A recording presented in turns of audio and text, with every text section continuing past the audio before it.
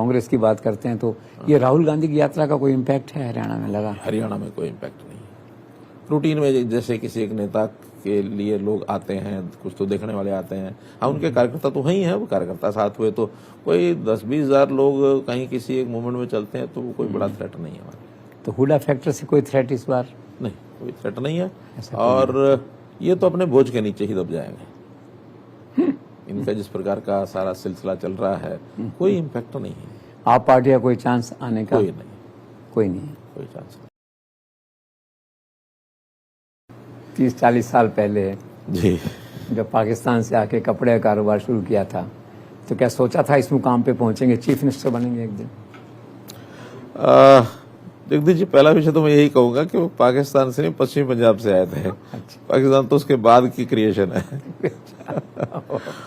अब ये ठीक है कि जो भी लोग स्थापित होकर के और यहाँ आए थे, उनकी जैसी स्थिति थी, बहुत सामान्य परिवार के नाते और बड़ा हैंड टू माउथ होकर के मजदूरी के काम शुरू किए, खेती के काम शुरू किए, छोटी छोटी दुकान के काम शुरू किए। हमारा परिवार भी उसी प्रकार का परिवार था, तो बहुत संघर्ष के कारण से हम लोग मानो परिवार के लोगों ने आगे बढ़ाया। और पढ़ाई भी बड़े संघर्ष के साथ करनी पड़ी थी। पढ़ाई करने के बाद जब ये विचार आया कि कुछ ना कुछ परिवार को सहायता करनी चाहिए, तो मैंने फिर अपने कपड़े की दुकान बनाई।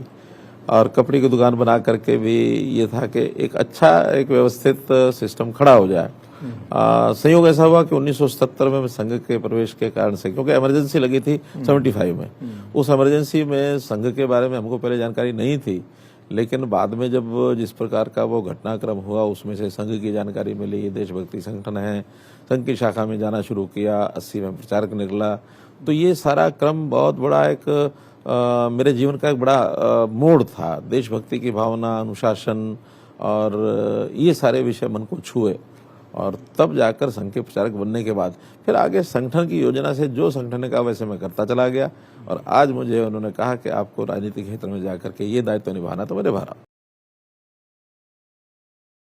मैंने पढ़ा कहीं के बहुत दोस्ती थी।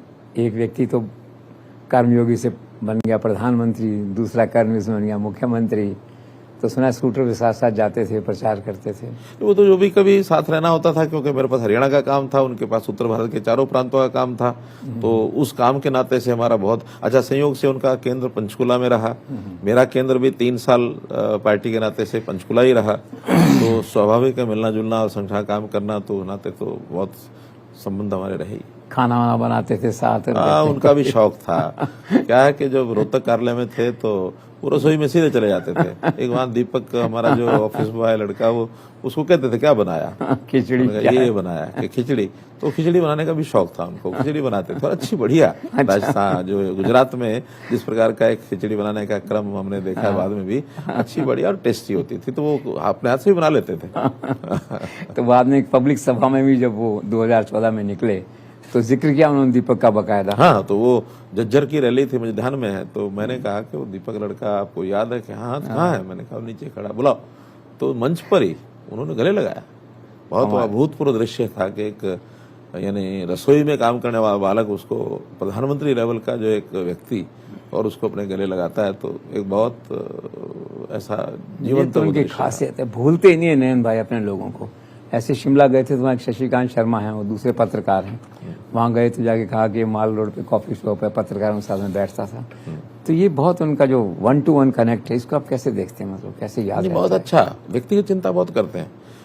जब मुझे कोविड हुआ, कोविड जिस दिन हुआ तो उनको जानकारी, अब मुझे ध्यान नहीं है कि मैंने स्वयं दिया किसने दी, लेकिन जैसे वार्तालाप हुआ, उन्होंने कहा कि तुरंत जो डॉक्टर हैं, अच्छे से जो डॉक्टर, उनसे बात करो। और डॉक्टर गुलेरिया को उन्होंने कह दिया, कहीं डॉक्टर गुलेरिया का फोन आ गया कि हमारे चीफ मिनिस्टर को कोविड हो गया। मैंने कहा जी हुआ है, लेकिन आपको कि मुझे प्रधानमंत्री का फोन आया। तो इतनी चिंता वो करते थे और हर दिन पूछना। बाद में लगातार कि इसके जो दुष्परिणाम होते हैं बहुत होते हैं, तो उसको कैसे ध्यान रखना, सावधानी बरतनी है।